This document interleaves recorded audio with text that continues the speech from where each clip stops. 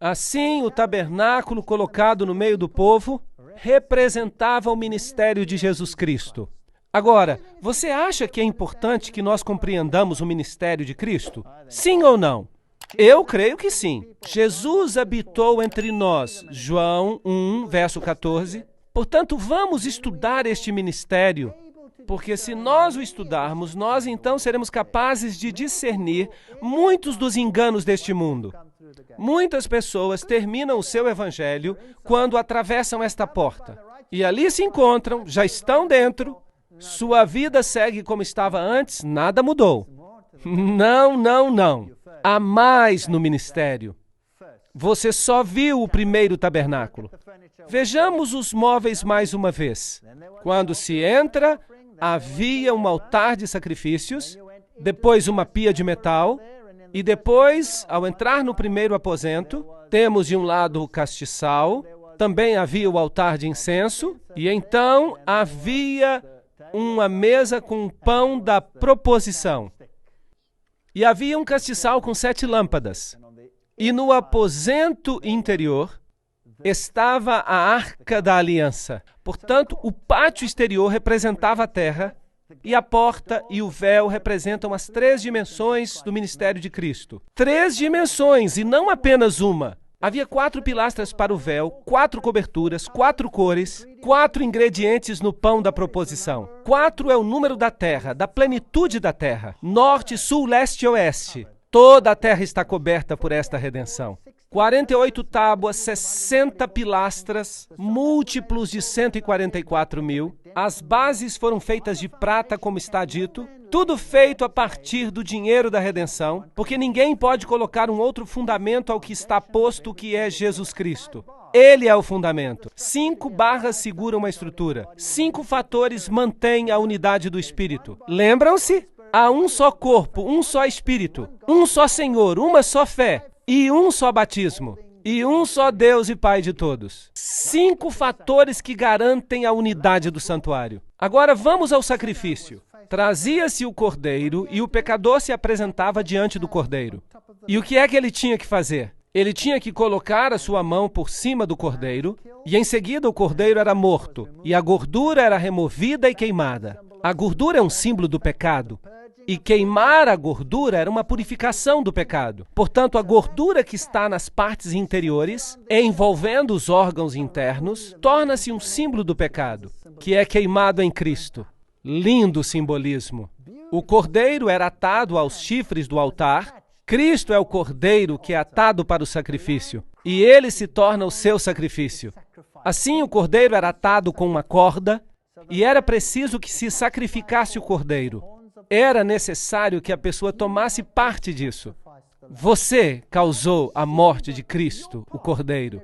O sumo sacerdote tomava o sangue, e o sumo sacerdote, em certo sentido, levava o sangue do Cordeiro que purifica dos pecados, e o próprio sumo sacerdote, que era também um símbolo de Cristo. Claro que nesse sistema, o sumo sacerdote e o Cordeiro são, na realidade, um mesmo símbolo. Mas, naturalmente, o cordeiro acaba morto depois do processo. Então, o sumo sacerdote representa a Cristo. Em certo sentido, o Cristo ressuscitado. Levítico 4, 27 a 31 diz que se alguma pessoa do povo desta terra pecar por ignorância, atentando contra algum dos mandamentos do Senhor, então trará como sua oferta uma cabra sem defeito, pelo pecado que cometeu, e lhe porá a mão sobre a cabeça, para se tornar uma oferta de expiação pelo pecado, e a oferecerá no lugar do holocausto. E o sacerdote faria expiação por essa pessoa, como Cristo faz expiação por nós. Então o sacerdote é um símbolo. Então o pecado era perdoado. Há um plano para nos livrar do pecado. Assim, é preciso pôr as mãos sobre o cordeiro. Vamos ler o que diz a enciclopédia judaica sobre o assunto. Diz: a colocação das mãos sobre a cabeça da vítima é um rito ordinário pelo qual a substituição e a transferência dos pecados são realizadas. Em cada sacrifício há a ideia de substituição. A vítima toma o lugar do homem pecador. Agora eu tenho uma pergunta. O evangelho também lhes foi pregado? Sim ou não? Não lhes foi pregado como é pregado a nós. Foi pregado com símbolos. Se tivessem estudado a cerimônia, Eles teriam percebido o ministério de Cristo através dela, mas começaram a usar a cerimônia como um ritual. E quando se ritualiza algo, então perde-se o verdadeiro significado. Então o sumo sacerdote, o cordeiro, o sangue, tudo aponta para Jesus Cristo, que é o Cordeiro de Deus que tira o pecado do mundo. João 1, verso 29. Ei-lo, olhem para ele. Aí está a tipologia. É fascinante. Quando Abraão teve que sacrificar a Isaque, e ele tinha que fazê-lo no Monte Moriá, o mesmo monte onde depois o templo foi construído. E o templo representa o santuário, o ministério de Cristo. Quando se escavava o Monte Moriá, percebeu-se que Salomão criara uma pedreira de onde se tiravam blocos de pedra. E isso criou um vale entre as duas colinas. E uma colina foi chamada de Gólgota. É fascinante que o Monte Moriá era uma colina e que Jesus morreu no Monte Moriá. Uau! Ele morreu no mesmo monte, simbolizando a morte do Cordeiro. Meus filhinhos, estas coisas vos escrevo para que não pequeis. Mas se alguém pecar, temos um advogado junto ao Pai, Jesus Cristo justo. Portanto, Cristo morreu, e agora que ele morreu, ele ressuscitou e se tornou um advogado para nós. Então, o trabalho de Cristo terminou na cruz, ou Jesus continua fazendo algo? Ele ainda está fazendo o seu trabalho. Sim, o preço do pecado foi pago plenamente, mas a obra de Cristo não está terminada ainda. Cristo é ainda o advogado, nós podemos encontrar salvação nele.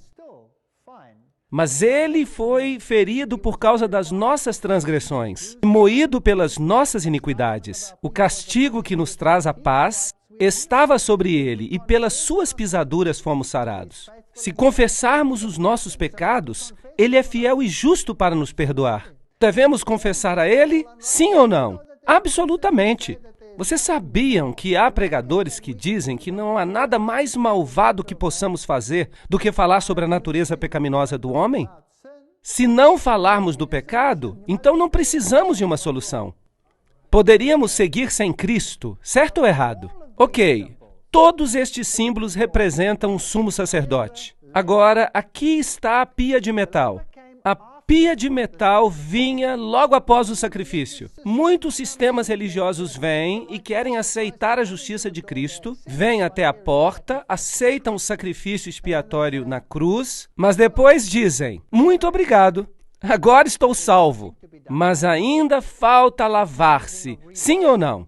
A limpeza pelo renascimento, uma mudança deve ocorrer no caráter. Algo tem que acontecer. De modo que a pia de metal representa a lavagem por água. Ali está, e você se lavava na pia de metal, o sacerdote fazia isso como um símbolo, porque um tabernáculo estava preparado, o primeiro, em que havia o candelabro e a mesa e os pães da proposição. Isso se chama santuário. E o sumo sacerdote entrava nele diariamente, mas não sem sangue. Agora, isto é o que acontecia. Imagine isto. O pecador traz o cordeiro é abatido, as entranhas são queimadas, e o que sobra do cordeiro é finalmente queimado fora da cidade. E isso simboliza que Jesus ia morrer fora, que ele seria morto e eliminado fora da cidade. Então, o sumo sacerdote cozinharia uma porção, uma pequena porção como parte cerimonial, mas os críticos nos dizem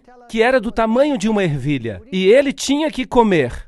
E simbolicamente, os pecados confessados ao cordeiro eram transferidos para o sumo sacerdote. Agora, ele simbolicamente levava os seus pecados como Cristo leva os nossos pecados. Agora, o sumo sacerdote fazia um sacrifício por si mesmo. Além de todos os pecados confessados que ele tomava sobre si próprio, ele levava aquele sangue e o levava para o santuário diariamente. E o colocava nas pontas do altar. Assim, um símbolo. Em símbolo, os nossos pecados foram removidos e colocados no registro do santuário. E a luz continuava queimando. A luz representa Jesus, a luz do mundo. Esta é uma representação da Arca de Tito. quando ele levou os móveis após a destruição de Jerusalém, e todas estas coisas foram levadas. Onde elas estão hoje? Deveríamos perguntar. Jesus diz, em João 8, versículo 12, eu sou a luz do mundo. Quem me segue não andará em trevas, mas terá a luz da vida. O óleo que estava na lâmpada é um símbolo do Espírito Santo, que difundiria a vida. E, através do Espírito Santo, a fumaça, o fumo do incenso subia com as orações dos santos, desde a mão do anjo até a presença de Deus. E isso tinha tudo que ver com Jesus. Portanto, o sacerdote queimava este incenso, e isso representava as nossas orações subindo a Deus e sendo aceitas por Deus, através de Jesus Cristo. Em seguida, havia um sangue que era transferido ao se transferir o registro dos pecados para o santuário. Eu sou o pão da vida que desceu dos céus. Se alguém comer deste pão, viverá para sempre. E o pão que eu dou é a minha carne, que eu darei pela vida do mundo. Esta era a mesa dos pães. Pão sem fermento, sem pecado. Agora, em outras palavras, se você entrava, estava coberto pela justiça de Cristo. Se aceitava o seu sacrifício, o sacrifício de Cristo, deveria ser lavado e renascer, e em seguida, o que você deveria fazer? Tornar-se partícipe da luz através do Espírito Santo. Jesus é a luz do mundo. A minha palavra, a tua palavra é o que ilumina os meus pés. É uma luz para o meu caminho. E se você não participar do corpo de Cristo, então Cristo não faz parte de você. Então você não tem parte com Ele. E você tem que falar com Deus através de Cristo. Portanto, Cristo se torna o seu amigo pessoal. Você come, dorme, bebe e anda com Ele. E isso se chama santificação. E a Bíblia diz que sem santificação não veremos a Deus. Não é suficiente dizer estou santificado, se você não quer saber nada do resto. Você tem que aceitar todo o pacote ou nada. É isso do que se trata. Portanto, a mesa dos pães da proposição representa a Cristo para o seu povo.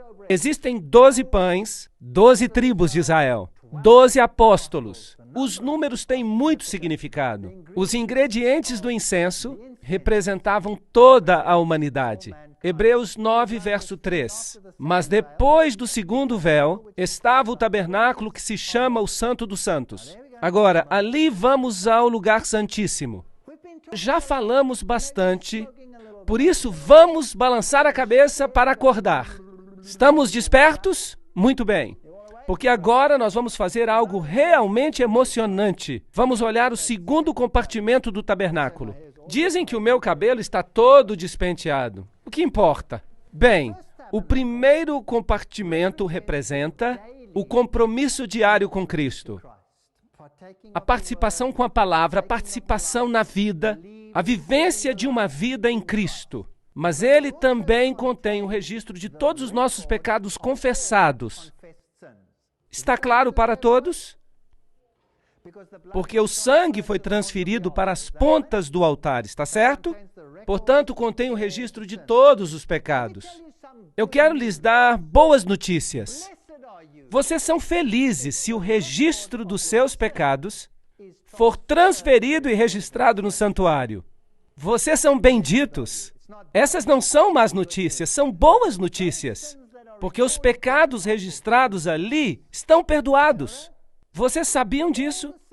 Todos os pecados que você confessou e foram transferidos para o Cordeiro e para o sumo sacerdote foram registrados no céu, são os seus pecados confessados. Então, um dia, quando o registro do céu estiver a ponto de ser expurgado e limpo de todo pecado, abrirão os livros e dirão: aqui estão os registros dos pecados de Walter Weiff. E haverá uma lista tão longa que ela se estenderá 1000 vezes ao redor do mundo. Eu espero. E o diabo dirá, porque ele é o acusador dos irmãos, certo ou errado? E o que ele vai dizer? Eu sei que este homem cometeu muitos pecados. Mas nós então olharemos para o registro e ali estará escrito: perdoados. Haverá algo mais? Não. Mas ele também fez isso. Sim, de fato, ele fez, está aqui. Mas está escrito perdoado. Agora, se ele puder mencionar algum pecado que não conste da lista, você está em apuros. Portanto, entregue a sua lista ao santuário, confesse e renuncie, e você estará seguro. O juízo é uma boa notícia. Se os seus pecados estão ali no santuário, agora, no céu, um dia, eu tenho uma boa notícia para você. A redenção de Cristo é tão completa, você vai comparecer diante de Deus, e não apenas como pecador perdoado, mas como um indivíduo que nunca tivesse pecado. A que distância Deus vai lançar os seus pecados? Tão longe quanto é o leste do oeste. Isto é, infinitamente longe. Não há como eles voltarem para você. Comparecerá diante de Deus como se nunca tivesse pecado. E terá um direito perfeito ao céu, se o registro dos pecados estiver ali gravado. É a coisa mais linda do mundo, é a doutrina mais linda do mundo. Não há nada a temer se nós tivermos confessado os nossos pecados e os tivermos abandonado. Lembram-se de Maria Madalena? Lembram-se dela? Ela foi acusada, mas Jesus lhe disse: nem eu te condeno, certo? Isto é a graça. Isto se chama graça. E então, o que ele disse? Vai e não peques mais. O que é isto? Ele a colocou debaixo da lei. Portanto, a lei e a graça vão juntas. Então, agora o registro do pecado está ali, mas uma vez por ano o registro dos pecados era limpo. Uma situação bem mais séria. Ele tinha sinos ao redor dele. Romãs e sinos. Romãs e sinos, romãs e sinos. E os sinos soavam e lhe amarravam uma corda à perna. Porque se ele entrasse na presença do Deus Santo com pecados, ele morreria instantaneamente. E teriam que puxá-lo para fora do véu morto. Isso é uma coisa muito séria. De modo que era uma situação muito grave. O sacerdote fazia plena confissão dos seus pecados e se assegurava que todos os seus pecados tinham sido expiados. E em seguida entrava na presença do Deus Santo. Estava na presença, no lugar santíssimo. E havia ali os 10 mandamentos e as tábuas de pedra, os 2 anjos e a glória do Shekinah, que aparecia por cima dos 10 mandamentos, que contém a lei de Deus que condena o pecador à morte, se ele é um transgressor. E havia uma cobertura de ouro fino, o propiciatório, que representava a misericórdia de Cristo, cobrindo-nos da condenação da lei. Fascinante! Esta cobertura era de ouro, 1 côvado e meio de altura. E as grades onde o sacrifício era queimado fora do altar eram também de 1 côvado e meio de altura. Pequenos detalhes como este só me deixam impressionado. Em outras palavras, a justiça de Deus é tão elevada quanto a sua misericórdia. Incrível! Aqui ele entrava e aspergia o sangue especial no véu, que continha, evidentemente, os 10 mandamentos. Muita paz têm os que amam a tua lei, e para eles não há tropeço. Salmo 119, 105. Olhem para os móveis. Havia o altar de sacrifícios, a pia de metal, em seguida, de um lado, a mesa dos pães da proposição, do outro lado, o castiçal, e então o altar do incenso, em seguida, a arca. Era em forma de cruz. Era em forma de cruz e a sua sombra. Lindo. Ora, quando estas coisas estavam preparadas assim, durante todo o tempo entravam os sacerdotes no primeiro tabernáculo cumprindo o serviço, representando a santificação na vida. Portanto, temos um grande sumo sacerdote, Jesus Cristo, Filho de Deus. Hebreus 4:14. Temos este privilégio hoje? Temos um sumo sacerdote assim, que está assentado à destra do trono, ministro do tabernáculo, do verdadeiro santuário, que Deus fundou e não o homem. Existe um tabernáculo que Deus fez? Sim ou não? Ora, as Escrituras existem para nos admoestar e para nos dar a verdade. A Bíblia diz que há um santuário, e por isso eu creio que existe um santuário. Mas vindo Cristo por seu próprio sangue, entrou uma vez no santuário, vendo executado uma vez uma eterna redenção. Hebreus 9, 11 e 12. Cristo é o sumo sacerdote. E o véu do templo se rasgou em dois, de alto a baixo. O sistema de sacrifício terrestre chegou ao fim. A lei cerimonial foi abolida. Por quê? Porque foi cumprida em Cristo. Se agora eu pegar um cordeiro e o sacrificar hoje pelos meus pecados, eu estou dizendo que o sacrifício de Jesus não foi suficientemente bom. Agora, os judeus querem reconstruir o templo, restabelecer o sistema de sacrifícios, não é verdade? Quero dizer que isso é uma blasfêmia.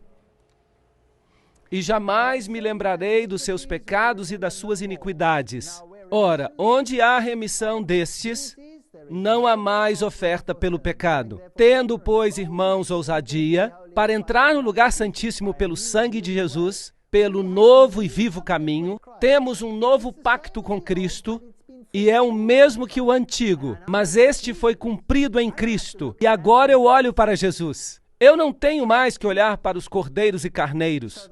Tenho que olhar para Jesus. Portanto, o templo foi realmente eliminado e deve continuar assim.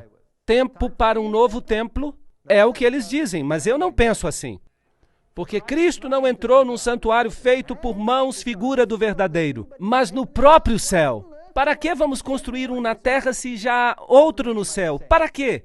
Não faz sentido. Certo, então observemos este serviço. Cristo, oferecendo-se uma vez para retirar o pecado de muitos, aparecerá uma segunda vez sem pecado aos que o esperam para a salvação. Portanto, pode salvar perfeitamente aqueles que se aproximam dele e de Deus.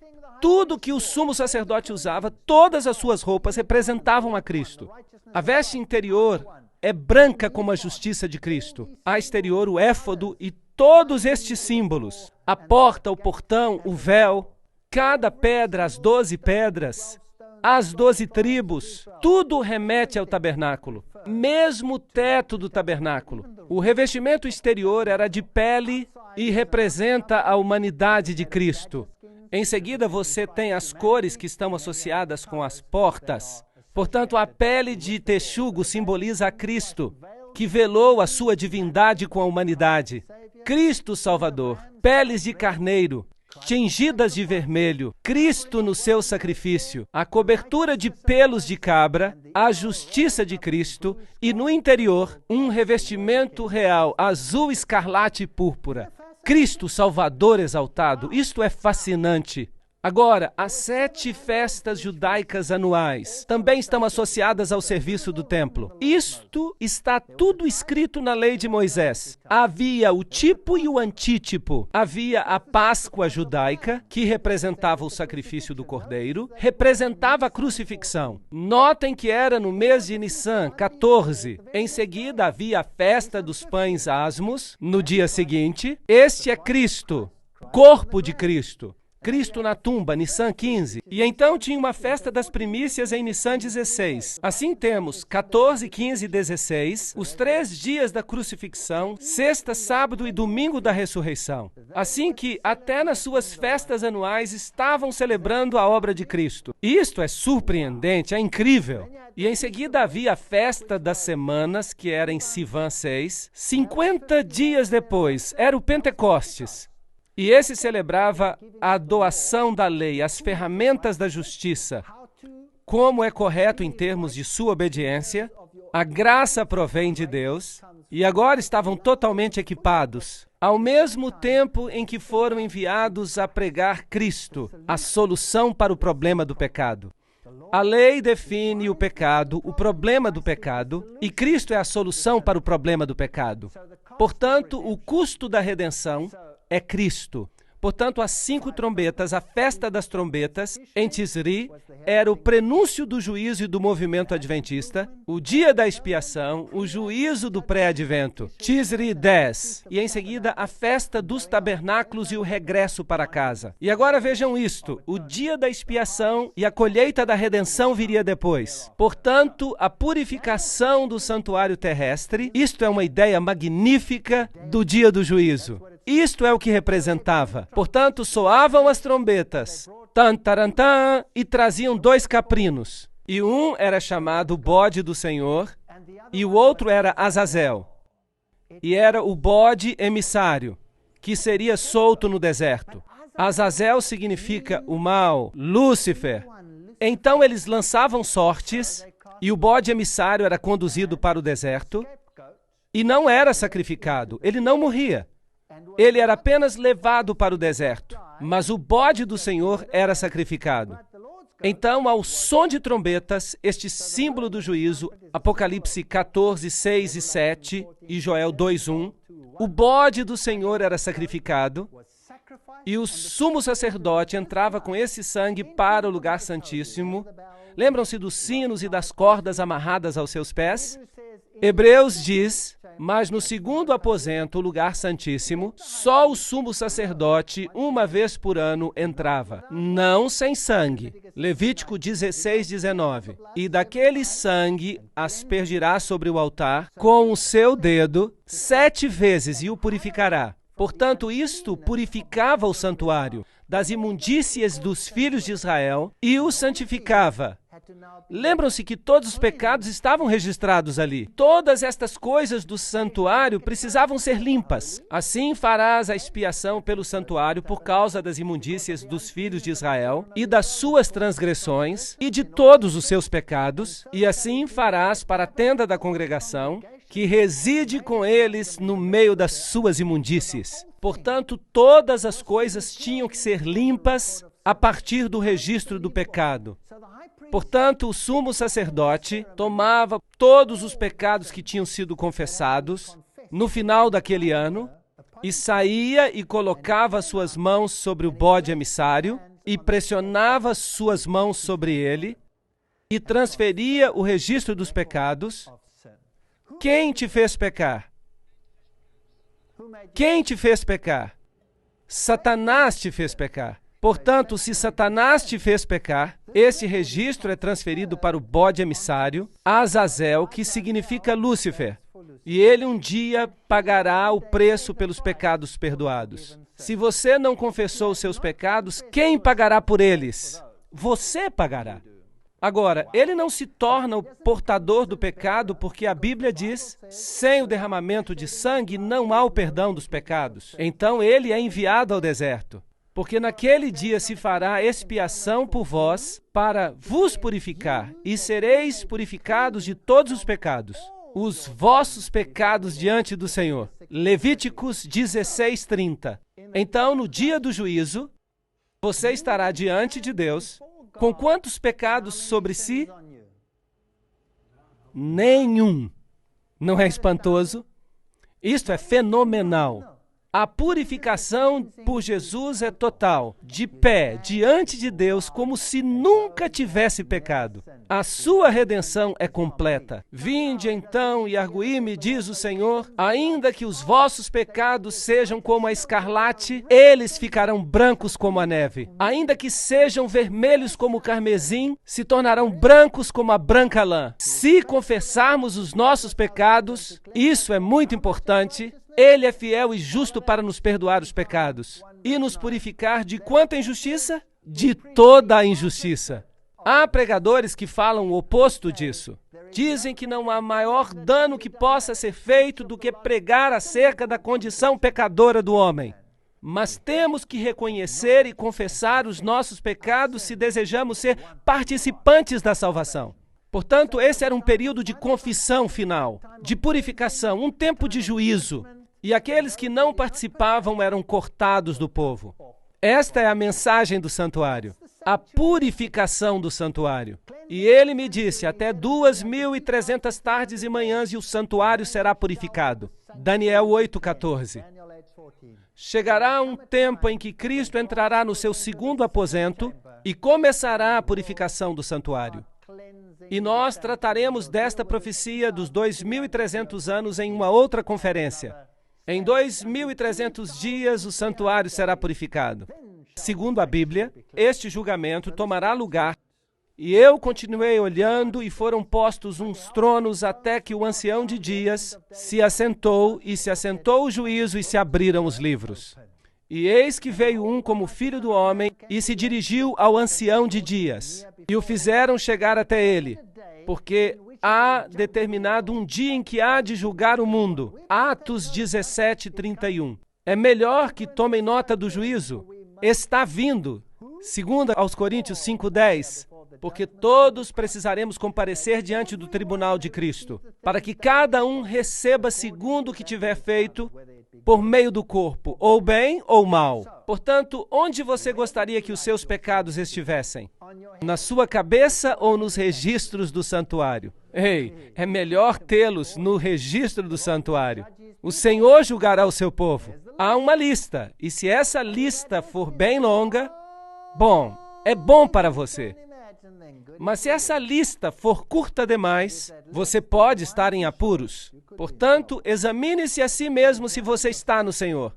Eis que cedo venho, e o meu galardão está comigo, para dar a cada um segundo a sua obra. Apocalipse 22:12. A vinda do Senhor irá revelar estas coisas. Penso que não temos nada a temer. Os 2.300 dias têm um tempo específico. Começa em 457 a.C. e se temos 2.300 dias ou anos, chega até 1844. É um tempo interessante. É um tempo muito interessante. Foi nesta época que o Manifesto Comunista foi escrito, esta época em que foi divulgada a teoria da evolução ao mundo, precisamente em 1844. Foi esta época em que houve um grande choque entre o Messias e o não Messias. A música do mundo foi escrita sobre a criação. Temei a Deus e dai-lhe glória, porque é vinda a hora do seu juízo. Qual será a norma de julgamento? Vamos perguntar à Bíblia. Assim falai e assim procedei. Como devemos ser julgados pela lei da liberdade? A lei vai ser o padrão de julgamento. Tiago 2, verso 2. Vamos ouvir a conclusão de toda a questão. Eclesiastes 12, 13 e 14. Temei a Deus e guardai os seus mandamentos, porque isto é o dever de todo homem. Porque Deus há de trazer a juízo toda obra, e até tudo que está encoberto, quer seja bom, quer seja mal. Será que ouvimos muito falar sobre isso no mundo hoje? Não, não, não. Se me amais, diz Jesus, guardareis os meus mandamentos. Amados, se o nosso coração não nos condena, temos confiança para com Deus, e qualquer coisa que dele pedirmos, dele receberemos, porque guardamos os seus mandamentos e fazemos o que é agradável à sua vista. 1 João 3, 21 e 22. É tão simples assim. Peça perdão a Deus, e o seu registro de pecado confessado será feito no céu. Vai e não peques mais. Come o pão da vida, bebe da água da vida. Toma a luz do mundo, a luz viva. Come e bebe da tua religião. Não é bom ter uma religião pela metade. E então, quando Cristo voltar, estarás limpo de toda a tua injustiça. Tudo isto, nenhum deles estará sobre a tua cabeça, nenhuma mancha. A justiça de Cristo te cobrirá novamente. Se confessarmos os nossos pecados, Ele é fiel e justo para nos perdoar os pecados e nos purificar de toda injustiça. 1 João 1, verso 9. Arrependei-vos, pois, e convertei-vos para que sejam apagados os vossos pecados. Este é um evangelho que não escutamos hoje em dia, mas esta é a verdade, senhoras e senhores. Esta é a verdade. Crê no Senhor Jesus e será salvo. Mas acreditar é fé, e a fé sem fazer algo, sem obras, é inútil. Quem é injusto, faça injustiça ainda. E quem está sujo, suje-se ainda. E quem é justo, faça justiça ainda. E quem é santo, seja santificado ainda. Apocalipse 22:11. Muito em breve esse decreto vai sair e a porta da graça fechará. E se você estiver no lugar imundo, será tarde demais. Você permanecerá imundo. Se você estiver do lado justo, permanecerá justo. E muito em breve o Senhor virá. O Senhor não retarda a sua promessa. Ele é longânimo para conosco, não querendo que ninguém se perca, mas que todos cheguem ao arrependimento. Às vezes eu me pergunto, quando eu vejo o mundo desta forma, Senhor, por que tu não vieste ainda? Há gente que diz que Deus vai ter que pedir desculpas a Sodoma e Gomorra se não voltar logo, porque as coisas estão tão más. Mas eu sei que o caráter de Deus é muito paciente. Aqui está a paciência dos santos. Aqui estão os que guardam os mandamentos de Deus e a fé de Jesus. Jesus virá em breve. Em breve virá sobre as nuvens. E esta é a minha oração. Que cada um de nós tenha um entendimento correto do que significa servi-lo. O serviço não significa simplesmente cantar aleluias. Significa aceitá-lo como Salvador pessoal. Meu Salvador pessoal e meu Rei. E um rei é alguém a quem tem que se obedecer. Não porque ele queira mandar em mim, não. Jesus, o Senhor, demonstrou que veio para lavar os pés, não é verdade? Ele não veio para dominar sobre nós, mas nos pede obediência porque isto é bom para nós, é o certo para nós. E ele diz, escreverei as minhas leis sobre os seus corações. Este vai ser o nosso novo pacto. E quando a lei estiver no nosso coração, vamos fazer o que é correto. Eu lhes asseguro que as suas relações vão melhorar. O amor uns pelos outros vai melhorar se voltarem para a obediência, regressando a um relacionamento de obediência a Deus. E não precisamos temer nada quanto ao juízo se tivermos confessado os nossos pecados. Nada. E quanto mais longa for a lista de pecados confessados no céu, melhor. Porque isso significa que todos estão lá e podemos renunciar e esquecê-los. Esta é a minha oração para vocês. Na palestra que se segue, vamos ver o outro lado da moeda, porque até agora eu tenho me esforçado para mostrar para vocês os critérios que a Bíblia apresenta quanto à salvação e um relacionamento com Cristo, e o que os dois implicam.